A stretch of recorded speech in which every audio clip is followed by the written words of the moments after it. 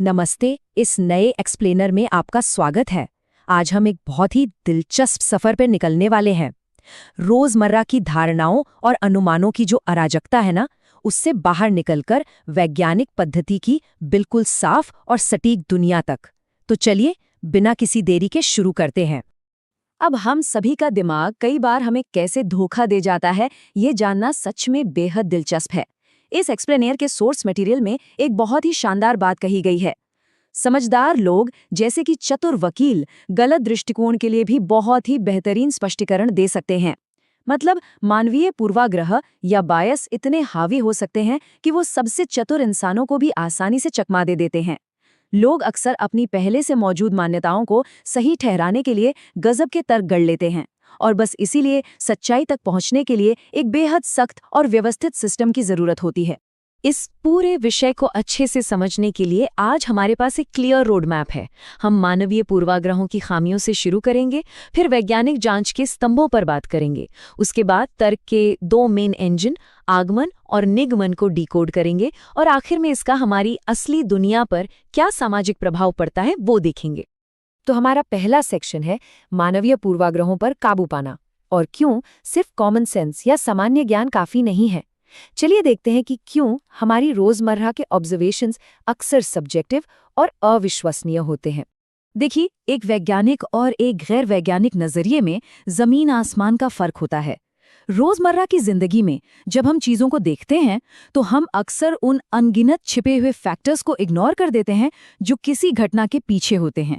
हमारा ये नजरिया काफी अव्यवस्थित होता है, लेकिन वैज्ञानिक नजरिए में एक टाइट कंट्रोल या सख्त नियंत्रण होता है। वैज्ञानिक ऐसे ही हवा में तीर नहीं चलाते, वो बकायदा एक एक करके अलग अलग कारकों के प्रभाव की जांच करते हैं। बिना इस व्यवस्थित तरीके के हमारा ज्ञान सिर्फ एक तुक्का बनकर रह जाता है। अब वैज्ञानिक पद्धति में ना स्पष्टता सबसे जरूरी चीज है। सोचिए, जब हम अपनी रोजमर्रा की बातचीत में खुशी, तनाव या बुद्धिमत्ता जैसे शब्दों का इस्तेमाल करते हैं तो हर इंसान के लिए इसका मतलब अलग अलग होता है ना? इस कंफ्यूजन से बचने के लिए वैज्ञानिक ऑपरेशनल डेफिनेशंस यानी परिचालन परिभाषाओं का सहारा लेते हैं। आसान शब्दों में कहें तो वो किसी भी चीज को उस प्रक्रिया के आधार पर परिभाषित करते हैं जिसे वास्तव में मापा जा सके, ताकि बातचीत में कोई कंफ्यूजन ना रहे और सब एक ही पेज पर हों। चलिए इसे एक उदाहरण से समझते हैं। भूख की बात करते हैं। एक आम इंसान के लिए भूख का मतलब पेट में होने वाली एक फीलिंग हो सकती है, लेकिन विज्ञान में इसे सख्ती से भोजन से वंचित होने के शारीरिक परिणाम के रूप में परिभाषित किया जाता है। अब ये एक ऐसी सटीक परिभाषा है जिसे आप नाप सकते हैं, डेटा में बदल सकते हैं, और केवल इसी के आधार पर एक असली रिसर्च आगे बढ़ सकती है। चलिए अब आगे बढ़ते हैं अपने दूसरे सेक्शन की तरफ, वैज्ञानिक जांच के स्तंभ। अब हम उन मुख्य विशेषताओं पर नजर डालेंगे जो किसी भी रिसर्च को सच में वैज्ञानिक का दर्जा दिलाती हैं। एक बेहद सख्त वैज्ञानिक पद्धति को 4 प्रमुख स्तंभों पर टिका होना चाहिए। पहला, इसे अनुभवजन्य यानी एम्पिरिकल होना चाहिए। मतलब इसे हमारी इंद्रियों या उपकरणों के जरिए असली दुनिया में ऑब्जर्व किया जा सके। दूसरा, ये सत्यापन योग्य होना चाहिए, ताकि कल को कोई और वैज्ञानिक सेम तरीका अपनाए तो उसे भी सेम रिजल्ट मिले। तीसरा स्तंभ है कि ये संचयी या क्यूम्युलेटिव है। विज्ञान रोज जीरो से स्टार्ट नहीं होता है, ये पुरानी नॉलेज की ठोस नींव पर नई नॉलेज जोड़ता है। और चौथा, शायद सबसे जरूरी, नैतिक और वैचारिक तटस्थता। एक रिसर्चर को अपनी पर्सनल वैल्यूज, धर्म या राजनैतिक विचारधारा को अपने रिसर्च से बिल्कुल दूर रखना चाहिए, ताकि जो फैक्ट्स आए वो एकदम निष्पक्ष हों। विज्ञान की एक और बड़ी दिलचस्प विशेषता है जिसे नियतिवाद या डिटर्मिनिज्म कहते हैं। इसका सीधा सा मतलब है कि हर घटना का कोई ना कोई ठोस कारण जरूर होता है, कुछ भी बस ऐसे ही नहीं हो जाता। उदाहरण के लिए 2006 में मुंबई विश्वविद्यालय की परीक्षा का ही मामला ले लीजिए, जहां एक साथ 67% छात्र फेल हो गए थे। विज्ञान ये नहीं मानेगा कि ये इत्तेफाक था, इसके पीछे कुछ बहुत ही स्पष्ट कारण मौजूद थे जिन्हें खोजना जरूरी था। लेकिन जरा सोचिए, जब इतने सारे बच्चे फेल होते हैं तो क्या हम छात्रों, टीचर्स, मैनेजमेंट, सिलेबस सबको एक साथ जिम्मेदार ठहरा सकते हैं? बिल्कुल नहीं। यहीं पर काम आता है पार्सिमोनी या मितव्ययिता का सिद्धांत। हर मुमकिन चीज पर दोष मढ़ने के बजाय वैज्ञानिक इस पूरी उलझन को कम करते हैं। वो उन एक या दो सबसे क्रिटिकल कारणों को फिल्टर करके अलग निकालते हैं जो इस बड़ी विफलता के लिए सबसे ज्यादा जिम्मेदार हैं। ये अप्रोच प्रॉब्लम सॉल्विंग को एकदम सीधा और असरदार बना देती है। अब हम आते हैं अपने तीसरे सेक्शन पर, आगमन या इंडक्शन, मतलब विशिष्ट से सामान्य की ओर जाना। चलिए अब तर्क के उस पहले इंजन को समझते हैं जो छोटी छोटी स्पेसिफिक ऑब्जर्वेशन से शुरू होकर एक बड़े यूनिवर्सल नियम तक पहुंचता है। अब इस इंडक्शन की प्रोसेस से निकाले गए नतीजे तभी वैलिड माने जाते हैं जब कुछ शर्तों का बहुत कड़ाई से पालन हो। सबसे पहली बात, जो भी ऑब्जर्वेशंस आपने की है वो बिल्कुल एक्यूरेट होनी चाहिए। दूसरी, जो सैंपल आपने लिया है वो उस पूरी आबादी का सही रिप्रेजेंटेटिव होना चाहिए जिसकी आप स्टडी कर रहे हैं। इसके अलावा आपके सैंपल का साइज भी काफ़ी बड़ा होना चाहिए ताकि नतीजों पर भरोसा किया जा सके। और सबसे अहम बात, आपके निष्कर्ष सिर्फ और सिर्फ आपके डेटा तक सीमित रहने चाहिए। आपको उस डेटा से आगे की कहानी खुद नहीं गढ़नी है। तो ये था इंडक्शन। अब बढ़ते हैं चौथे सेक्शन की तरफ, निगमन या डिडक्शन, सामान्य से विशिष्ट की ओर।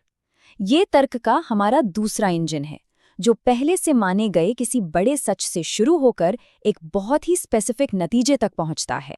इस प्रोसेस को एकदम सटीक तरीके से समझने के लिए ये क्लासिक एग्जाम्पल देखिए। यहाँ एक सामान्य सत्य या जनरल ट्रूथ है कि सभी मनुष्य नश्वर हैं।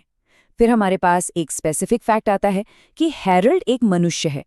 अब अगर ये दोनों बातें सच हैं तो डिडक्शन या निगमन तर्क 100% गारंटी देता है कि आपका कंक्लूजन कि हैरल्ड नश्वर है वो भी पूरी तरह से और तार्किक रूप से सच ही होगा।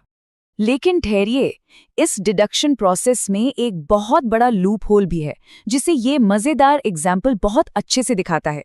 मान लीजिए हम कहते हैं सभी गंजे आदमी दादा होते हैं और फिर कहते हैं हैरोल्ड गंजा है। तो नतीजा क्या निकला? हैरोल्ड एक दादा है। यहाँ लॉजिक तो बिल्कुल सही तरीके से लगाया गया है, लेकिन प्रॉब्लम यह है कि जो शुरुआती बात थी ना कि सभी गंजे आदमी दादा होते हैं, वो अपने आप में ही गलत है। तो कहने का मतलब यह है कि अगर आपका शुरुआती आधार ही गलत है तो आपका लॉजिकल कंक्लूजन भी एकदम बेतुका और गलत ही निकलेगा। अब स्क्रीन पर जो ये टेबल है ना, ये बहुत ही खूबसूरती से समराइज करती है कि ये दोनों लॉजिकल इंजन्स तथ्यों और सच्चाई को कैसे हैंडल करते हैं। आसान भाषा में कहें तो इंडक्शन हमें दुनिया में नए फैक्ट्स खोजने और संभावित नतीजे निकालने में मदद करता है, जबकि डिडक्शन पहले से पता नियमों का इस्तेमाल करके पक्के और निश्चित नतीजे देता है, बशर्ते आपके शुरुआती नियम सच हों। अगर आपको एक मजबूत वैज्ञानिक काम करना है तो आपको इन दोनों इंजनों का एक साथ इस्तेमाल करना ही होगा। चलिए अब अपने आखिरी सेक्शन की तरफ चलते हैं, वास्तविक दुनिया पर इसका सामाजिक प्रभाव। आइए देखते हैं कि लैब के बाहर हमारी असल जिंदगी और समाज में इन सख्त नियमों की आखिर अहमियत क्या है। सच पूछिए तो वैज्ञानिक पद्धति का दायरा सिर्फ साइंस लैब तक सीमित नहीं है। यह हमारे दैनिक जीवन और पूरे समाज के ढांचे से बहुत गहराई से जुड़ा है। चाहे बात किसी देश की अर्थव्यवस्था को प्लान करने की हो, संसाधनों के सही इस्तेमाल की हो, या फिर कम साक्षरता और बाल विवाह जैसी गंभीर सामाजिक समस्याओं से निपटने की हो, बिना पक्के डेटा और वैज्ञानिक विश्लेषण के बनाई गई नीतियां औंधे मुंह गिर सकती हैं। यही सख्त कार्यप्रणाली हमें आने वाले समय की समस्याएं जैसे कि बढ़ती बेरोजगारी के प्रभाव का पहले से अनुमान लगाने और उनसे निपटने के लिए तैयार रहने में भी मदद करती है। इस एक्सप्लेनर को खत्म करते हुए एक सवाल है जो सच में सोचने पर मजबूर कर देता है। जब हम जानते हैं कि इंसान का दिमाग कितनी आसानी से पूर्वाग्रहों और रोजमर्रा की गलत धारणाओं का शिकार हो जाता है, तो बिना इस सख्त और तटस्थ वैज्ञानिक पद्धति के लिए गए फैसले आखिर कितने सेफ हैं? जरा सोचिए, हमारी दुनिया को चलाने वाले कितने बड़े बड़े सिस्टमैटिक डिसीजंस सिर्फ दोषपूर्ण इंसानी समझ के आधार पर लिए जा रहे होंगे। ये बात हमें बताती है कि जीवन के हर क्षेत्र में स्पष्टता और ठोस सबूत मांगना सिर्फ विज्ञान के लिए ही नहीं, बल्कि हमारे समाज को सुरक्षित रखने के लिए भी कितना जरूरी है। इस एक्सप्लेनर के साथ जुड़ने के लिए आपका बहुत बहुत धन्यवाद। नमस्ते, इस नए एक्सप्लेनर में आपका स्वागत है।